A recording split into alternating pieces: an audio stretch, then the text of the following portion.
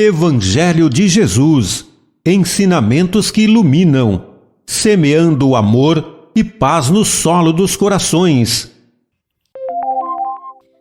Tema: Justiça da Reencarnação. Obras: O Livro dos Espíritos, por Allan Kardec. O Evangelho segundo o Espiritismo, Allan Kardec.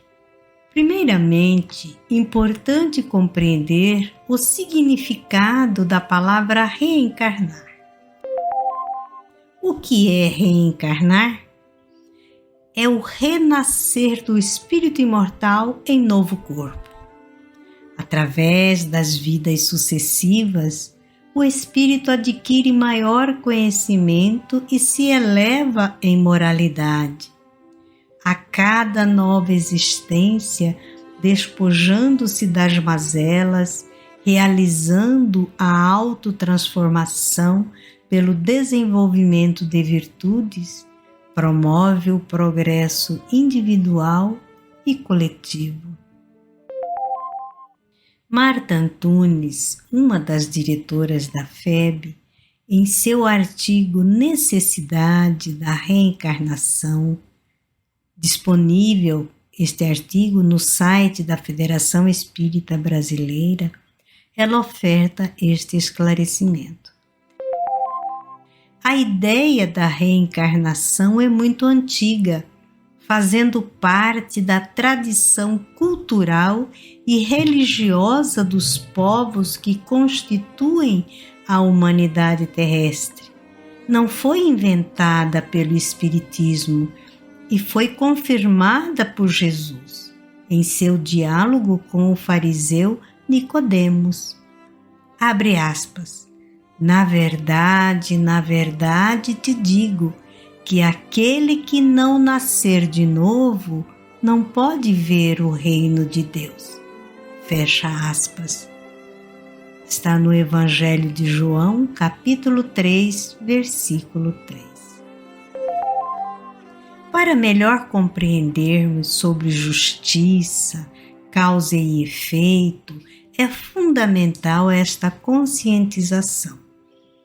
No exercício do livre-arbítrio, o espírito encarnado vai construindo seu equilíbrio ou seu desequilíbrio, de acordo com a maneira pela qual enfrenta as situações e a vida, determinando-se segundo a natureza de seus pensamentos e atos.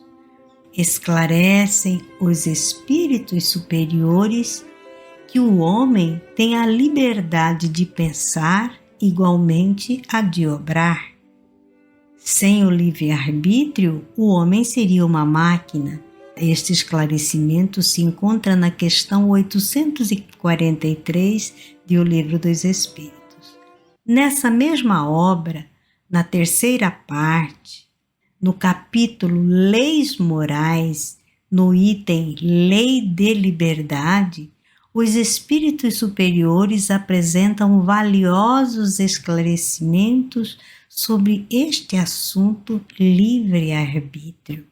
Sugerimos a leitura refletida dessas leis. Justiça da Reencarnação. Na questão 171 desta obra, O Livro dos Espíritos, os conhecimentos trazidos pelos benfeitores da humanidade despertam, iluminam o ser. Ensinam eles: na justiça de Deus e na revelação, pois incessantemente repetimos, o bom pai sempre deixa aos filhos uma porta aberta ao arrependimento. Não te diz a razão que seria injusto privar para sempre da felicidade eterna todos aqueles de quem não dependeu se melhorarem? Não são filhos de Deus todos os homens? Somente entre os homens egoístas se encontram a iniquidade, o ódio implacável e os castigos sem remissão. todos os espíritos tendem para a perfeição, e Deus lhes faculta os meios de alcançá-la pelas provações da vida corpórea. Mas, em sua justiça, Ele lhes concede realizar em novas existências o que não puderam fazer ou concluir numa primeira prova. Deus não agiria com equidade nem de acordo com a sua bondade se castigasse para sempre os que encontraram obstáculos ao seu melhoramento, independentemente de sua vontade, no próprio meio em que foram colocados. Se a sorte dos homens se fixasse irrevogavelmente depois da morte, Deus não teria pesado as ações de todos na mesma balança, nem os teria tratado com imparcialidade.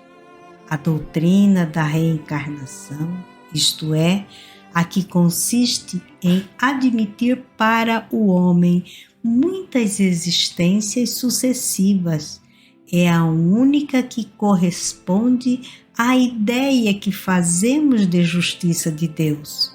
Com respeito aos homens de formação moral inferior, a única que pode explicar o futuro e firmar as nossas esperanças, pois que nos oferece os meios de resgatarmos os nossos erros mediante novas provações.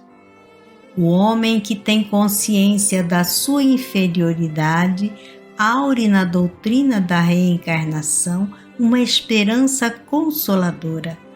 Se crê na justiça de Deus, não pode esperar que venha a achar-se por toda a eternidade em pé de igualdade com os que agiram melhor do que ele. A ideia de que aquela inferioridade não o deserdará para sempre do supremo bem e que poderá conquistá-lo mediante novos esforços, o sustenta e lhe reanima a coragem. Quem é que no final da sua carreira não lamenta ter adquirido tarde demais uma experiência de que já não pode aproveitar? Essa experiência tardia não fica perdida, ele a aproveitará numa nova existência. Concluímos com este ensinamento contido na obra O Evangelho segundo o Espiritismo, capítulo 5, item Justiça das Aflições.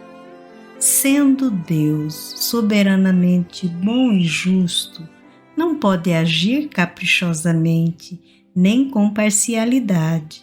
Logo, as vicissitudes da vida derivam de uma causa. E, pois que Deus é justo, justa há de ser essa causa, isso que de cada um deve bem compenetrar-se. Por meio dos ensinos de Jesus, Deus pôs os homens na direção dessa causa, e hoje, julgando-os suficientemente maduros para compreendê-la, lhes revela completamente a aludida causa por meio do Espiritismo, isto é, pela palavra dos Espíritos.